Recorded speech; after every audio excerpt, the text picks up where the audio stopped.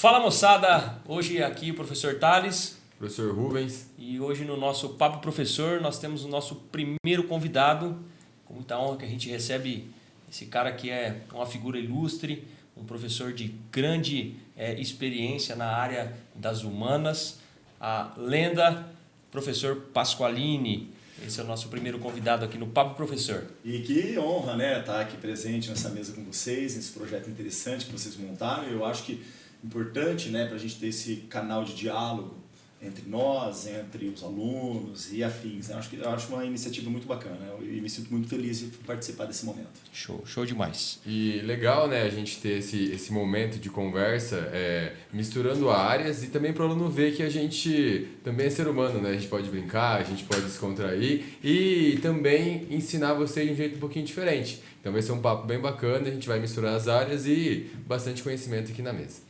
Show demais. Professor Pasqualino, vamos começar com a tua história, né? Onde você estudou, a sua formação, há quantos anos você já está na área trabalhando? Conta para os alunos. Quem é o Pasqualini? Né? Quem é o Pasqualini, né? Bom, eu vou usar um termo bem geográfico, eu fui um nômade por muito tempo. Morei no Rio Grande do Sul, morei no Paraná, morei em Rondônia, esse deslocamento constante aí. Na adolescência eu nunca pensei em ser professor, por incrível que pareça, não passou pela minha cabeça. Digamos que eu acho que como todo jovem meio perdidão, o que eu vou fazer do futuro, né? Mas eu percebi quando comecei a estudar, fazer pré-vestibular, que o campo das ciências humanas ele me atraía mais. Eu tinha mais facilidade, sempre achei as ciências exatas assim, embora me dediquei bastante. Mas eu tinha muita dificuldade. E vi que no campo das humanas tinha uma facilidade maior de compreender fatos, etc. E estudei em escola pública a vida toda. Só fiz o pré-vestibular, que era pago, mas eu era bolsista, eu consegui uma bolsa. E passei nos vestibulares, passei na UEM, passei na UEL, passei na UEPG, passei na UniOeste. Então foram aprovações bem legais. E era numa época, né, gente, que o vestibular era, poxa vida, muito mais concorrido do que o que a gente tem hoje. Sim, mudou bastante, né? Muito mais dias de prova também, né?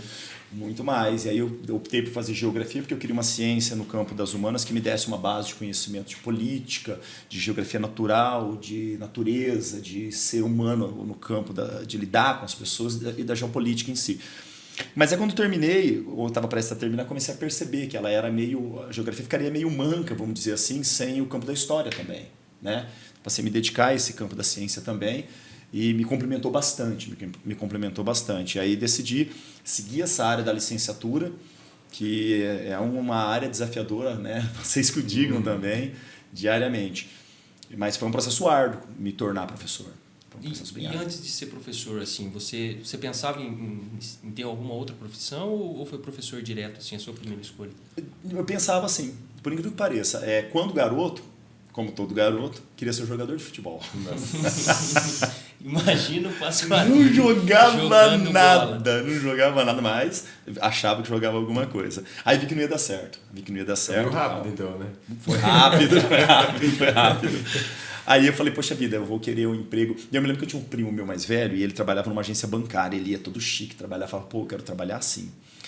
E cogitei trabalhar em alguma coisa do ramo administrativo, empresarial, da parte do sistema de bancos e tal. Mas a vida me levou para outro caminho. Embora, antes de ser professor, trabalhei, sempre tive bons empregos. Poucos empregos, mas bons empregos. Na área do que eu queria na época, né? E não me arrependo de ter feito essa troca que eu fiz para a licenciatura de maneira nenhuma. Legal. E quanto tempo você está na profissão? Em sala de aula, 21 anos. 21 anos. Um pouquinho mais que o Rubens. Aí a galera vai perguntar, quantos anos ele tem, né? Quase nossa idade. Ele está com quase 10 já, né? 9 quase anos. 10. E a galera, né, mandou pra gente, aí não tem como não perguntar, Pasqualini, como é a sua manhã para montar o seu topete? Você sabe que isso é uma das perguntas que muitos me fazem, até manda bilhetinho, recado, professor, quem arruma seu cabelo? Aí tem gente que leva muito ao pé da letra, né? Ah, o professor X falou que é sua mãe. Não, minha mãe nem mora comigo, minha mãe nem mora aqui no Paraná. Mas como são as coisas, né? Até acho que os 22, 23 anos, eu usava o cabelo completamente diferente, espetadinho. Frente do cabelo tudo espetada, cara. Durante muito tempo eu também usei o cabelo espetadinho. Tudo bagunçado. Aí, certo dia, eu falaram pra mim, na verdade, cara, não tá legal, não tá na idade, você já não é mais um garoto. Aí falei, poxa vida. Aí eu falei, pô, como é que eu vou fazer isso aqui agora? Aí eu fui cortar o cabelo uma vez, o cara penteou, falei, pô, legal. Aí fiquei prestando atenção, falei, cara, mas você demorou pra fazer isso aí? Ele, demora, tem que modelar daqui, usar o secador de cabelo dali e tal. Fala o que você usou. Aí começou a falar, usei isso, fiz aquilo. Cara, eu me lembro que eu comprei até a escova da mesma marca. Rotativa? Não. Que pensa o cabelo. Não chega a ser rotativa, não. Mas hoje eu peguei as mandadas, demoro só 25 minutos, 20 minutos pra fazer. Meu Deus. Mas assim, passa gel, spray de cabelo, tudo? Não, primeiro uma pomada, termino de tomar o banho, passo uma pomadinha no cabelo para hidratar o cabelo por causa do sol. Aí você vai secando e modelando.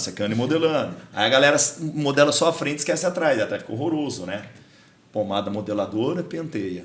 Quando o cabelo está muito comprido, um laque, mas um laque que não desfolhe os fios do cabelo. Meu Deus, fica a dica. Muito chique demais, meu. Fica a dica. E até esses dias eles usavam risquinho, né? Mas tem ainda, tem que fazer. Começaram a criticar o risquinho dele. Diminuiu o tamanho. Diminuiu o tamanho. Vai ter um mini risquinho, então. Tem que ter, né? Rejuvenescer. Pasqualino, você comentou, a tua mãe você falou que não mora no Paraná, mora não. fora daqui. Meus pais moram em Florianópolis. Que show. Eles moram lá. Assim, quem encontrar maringaense nas férias vai para Florianópolis, né? Balneário Camboriú também. Camboriú também, bastante. Tá, e os alunos também pediram para você comentar um pouquinho sobre o que você acha dos vestibulares, né, o que está acontecendo com os vestibulares agora, nesse momento, e também um pouquinho sobre os cursos, né? Tipo assim, o que a gente espera para um futuro recente, né, de concorrência e tal, o que a gente pode esperar aí no futuro mais próximo da gente?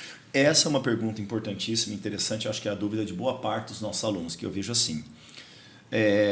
Os vestibulares eles vieram passando por grandes mudanças. Eu digo assim, vamos pegar um parâmetro como a UEM, né, que é onde eu me formei. Na minha época de vestibulando, era 4 dias de vestibular, somatória de 1 a 64. A UEM foi tentando se readequar, mudando. Tentou múltipla escolha, tirou, tentou diminuir de 4 dias para 3, de 3 para 2, de 2 agora para 1 só. Mas eu vejo que assim, a forma de organização do vestibular ela ficou muito ruim para a maioria dos alunos, pelo menos no âmbito de Maringá. Eu faço comparações com outras provas, eu pego ali uma prova da Federal do Paraná, que ela coloca o erro para o aluno de uma forma muito sutil. Você tem que tomar muito cuidado, o erro vai estar sutil, até difícil de encontrar. A UEPG é uma prova muito bem elaborada. A UniOeste é muito bem elaborada. O problema da UEM, a meu ver, que essas mudanças do vestibular, é que parece que eles, na tentativa de mudar, eles perderam. Eles se perderam em um aspecto. Você pega ali uma grade curricular da biologia, que é enorme, da geografia, que é gigante. Aí caiu uma questão, 2 questões. Não tem problema nenhum cair isso. Mas cobrar uma grade daquele tamanho, e para cobrar questões assim, de uma razoabilidade que não havia necessidade de cobrar tanto conteúdo. Então eu vejo que nessas tentativas de mudar, está inclusive desencantando o aluno, pela UEM. As concorrências diminuem determinados cursos, mas é claro que diminuem. Com muita mudança de prova, acho que perde um pouco da característica, inclusive, né? Dos padrões assim, que a gente tinha anteriormente. O jeito de estudar. E aí eu vejo que é uma prova assim, o aluno estava acostumado a pegar uma prova da UEM, pancada, difícil pra caramba. Era referência, né? Era referência, era um vestibular muito difícil. Eu me lembro quando eu prestei vestibular, eu tinha passado na UEL. Eu não queria fazer o UEM, porque eu tinha medo da prova. Era medo mesmo, medo. A prova é difícil. A prova caiu por uma razoabilidade muito grande. E não sei se isso é uma coisa que prejudica alguns alunos e favorece a outros ou vice-versa, né? É complicado afirmar isso também, mas de qualquer maneira, essas mudanças, vai vir o próximo vestibular da UEM. O pessoal fica de novo, e agora, aprofundo ou mantém a razoabilidade do que foi as últimas provas, né? Então eu venho notando que perde-se um pouco o foco. E mais uma coisa, acho que a elaboração da prova de vestibular, de quem a faz, me passa a sensação, portanto é uma sensação, de que está completamente deslocado do que a sala de aula do ensino médio. Sim. Não faz sentido nenhum determinadas situações, em especial na minha área, a área de humanas, sobre o que é a sala de aula, sobre o que está sendo ensinado na sala de aula. A ideia de quem faz prova não dá aula, né? A ideia de quem faz prova não dá aula, ou até dá aula, mas para o ensino superior, que é completamente diferente, né? Então, eu acho que essas mudanças do vestibular, elas acabam sendo...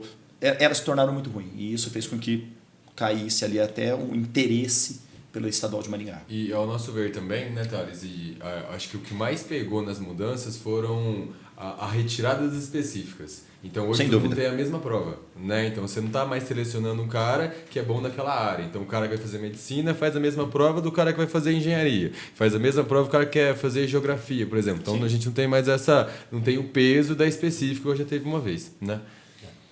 Eu acho que sem a específica, ela nivela de uma forma perigosa, a meu ver. Porque, não, sem querer desmerecer uma ciência aqui outra acolá, mas dependendo da área que você quer seguir do ensino superior, um aprofundamento no ensino básico você tem que ter, porque na universidade ninguém vai partir do ensino básico. E aí você quer partir do todo sem ter a base. Eu acho que isso é muito complicado. Muito complicado. Porque o professor do ensino superior já parte do pressuposto que você veio preparado, né? Perfeito. E aí você perguntou uma coisa interessante que o pessoal vem perguntando sempre para mim. Professor, o que você acha da ideia das profissões do futuro? A medicina, a engenharia, o direito, etc. e tal. Olha, quem me dera ser um guru e poder responder isso com uma assertiva futurista, né? Mas eu diria que, assim, uma coisa que eu posso afirmar, a meu ver, a tendência de qualquer profissão é se aprimorar utilizando ferramentas de tecnologia, seja ela de comunicação, redes sociais, inteligência artificial, acúmulo de big data. E os alunos sempre perguntam, poxa, é um sinônimo de que se eu fizer a universidade eu vou ter sucesso profissional? Talvez não. Talvez não. O mundo da tecnologia hoje, o mundo do empreendimento tecnológico, ele cresce muito rápido. Entra uma questão de criatividade, oportunidade e ter uma boa ideia numa hora exata. Então, vou fazer uma faculdade de determinada profissão. Mas vários vão fazer. Qual é o meu diferencial? O que eu estou buscando para ser diferente do outro? Porque os outros estão aprendendo o que eu estou aprendendo. Como eu me projeto no mercado?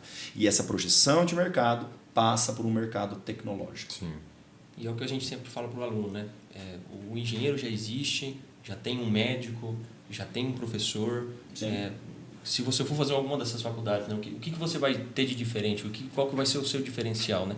Inclusive, a gente estava falando de concorrência de vestibular. Acredito que na mesma época que eu fiz o vestibular, o Rubens também, as concorrências eram bem diferentes do que é hoje, no caso. Né?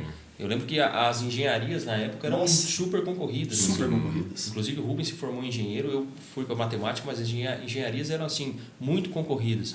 Enquanto que hoje a concorrência é bem mais baixa, né, em comparação com quando a gente fez o vestibular. Né? Eu penso nisso direto, sabe? Eu fico pensando, o que aconteceu? Será que o mercado de trabalho se atrofiou ou desmereceu o salário, que não tornou-se mais atrativo? Porque é um curso muito difícil. Qualquer engenharia. E você sai para o mercado de trabalho, enquanto o mercado de trabalho, de forma remunerada, relativamente baixa. Em tato baixo. Sobrecarregado. E aí, mais uma vez, esbarra nessa questão. Que dá mercado. Atacar na internet. Eu venho de uma geração diferente da geração atual. Venho de uma geração que a internet não era o foco que ela tem hoje, né, para o seu desenvolvimento profissional. E digo sempre, venho aprendendo a lidar com essa nova ferramenta. E que para alguns é muito fácil, para outros é um grande desafio. Sim. A concorrência, inclusive, hoje de um curso de licenciatura é baixíssima, né? É muito baixa. Ninguém quer ser professor, essa é a realidade, né? Ninguém. Que a gente se encontra, inclusive. Porque Tem nós curso que sobra vaga, né? Somos professores. Sim. Sobra vaga. E falando nisso, assim, falando já de que nós somos professores e etc., as dificuldades que você encontra, Pasqualini, na profissão professor? Olha, eu estou com 21 anos, como eu falei, de sala de aula, e a gente sempre vai aprendendo ao longo desse tempo, né? Eu vejo que há 21 anos atrás eu fazia coisas que hoje eu não faço mais, eu me profissionalizei.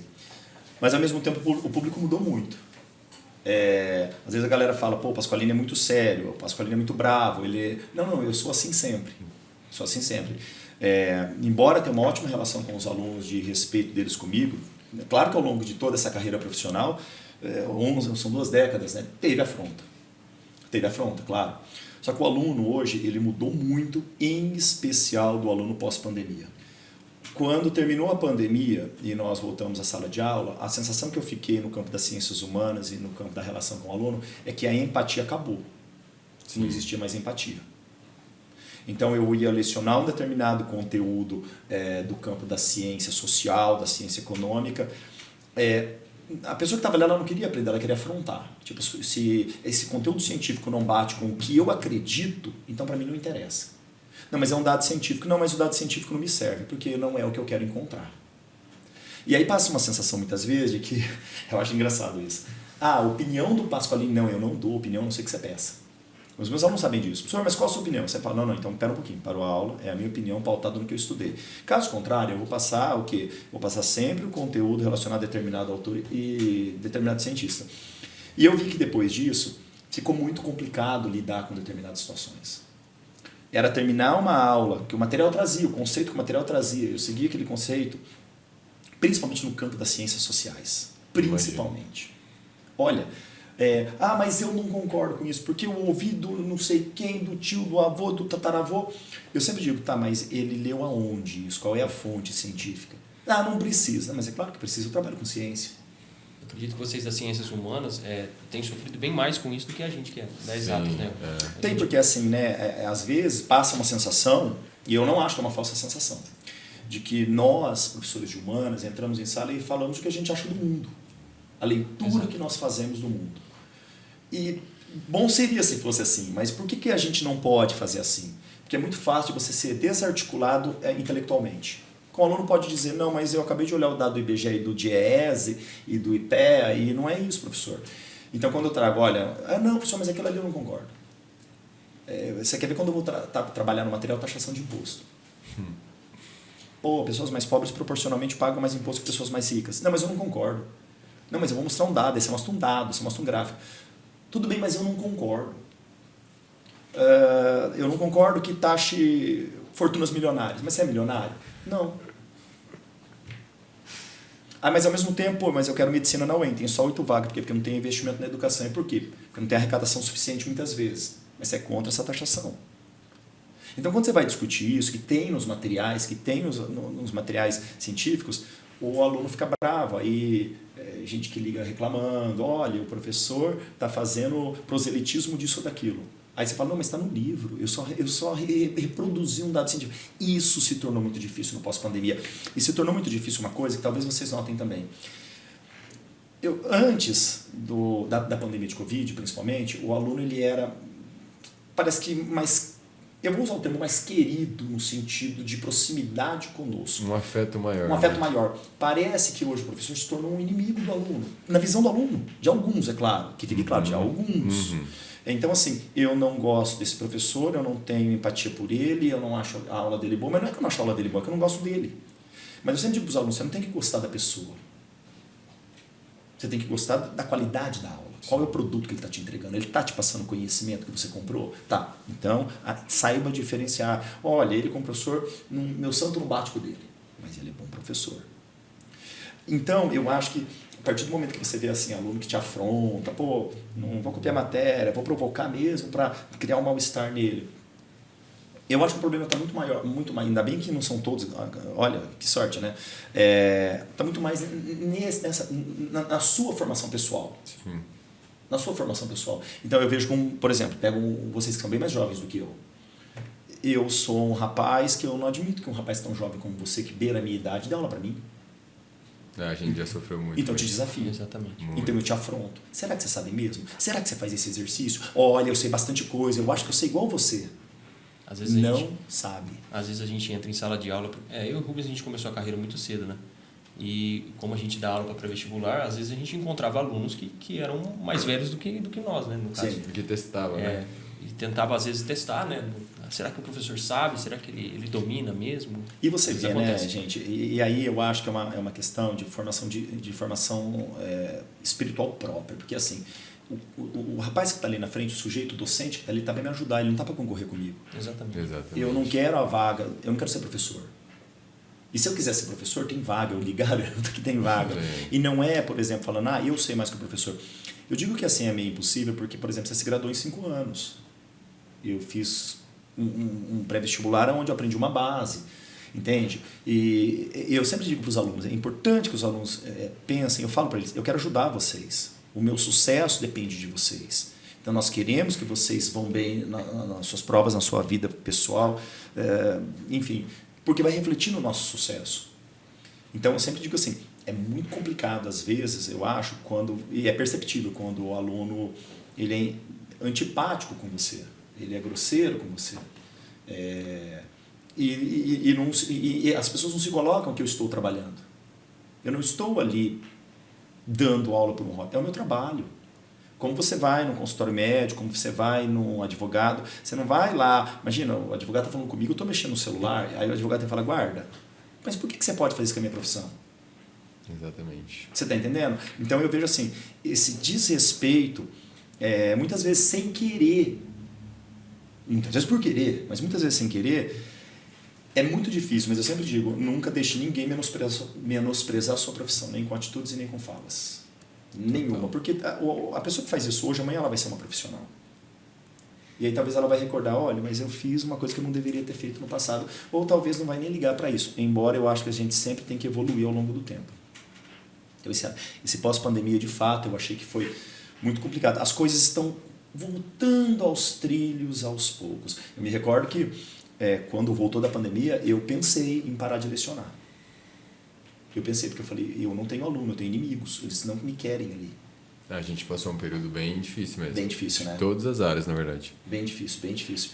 E as coisas foram amenizando. Então eu acho que assim, eu sempre peço para os alunos, entenda que o que eu trabalho é ciência, não é opinião. Não sei o que você peça opinião. Mas se eu dou opinião e o aluno fala, não, mas eu discordo, tudo bem, mas por quê? Eu concordo com parte do que você falou. Esse é um problema hoje, gente. Esse é um problema porque hoje eu não quero debater uma ideia, eu quero ganhar o debate. Não é construtivo, né? Quando você vai para um debate, eu vejo, e está na moda, você vê hoje vai ter eleições municipais no Brasil inteiro, fala, quem ganhou o debate? Não, gente, então não teve debate, teve rinha. Teve uma rinha. Um debate como é que você vê tal coisa, Thales? Thales, eu discordo, cara. Eu discordo por isso, mas eu concordo com o que você falou sobre aquilo. Não, mas no meu interior, no meu subconsciente, muitas vezes eu vou concordar, mas eu não vou falar. Porque pode soar humilhante. E se eu lacrar em cima de você, é bem melhor. Sim. Porque aí eu faço o corte da lacrada. E eu acho que isso não contribui em nada.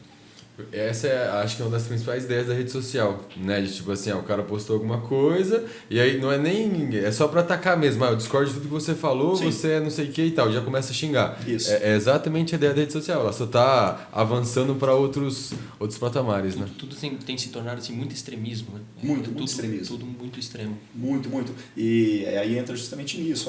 Pasqualino, o que você acha de tal coisa? Aí é interessante que a galera... O que você acha de tal coisa? Assim, sorrisão, né? Não, eu não concordo.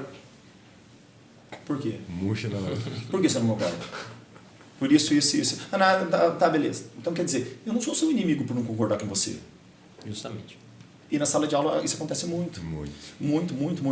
Então eu sempre digo para os alunos, cada um tem uma opinião, cada um tem uma concepção de mundo, cada um tem uma visão de mundo, e eu falo direto nas minhas aulas, meus alunos sabem disso.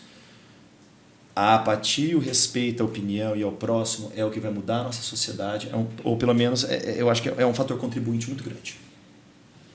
Pelo menos eu acho isso. Legal. Então é isso, né?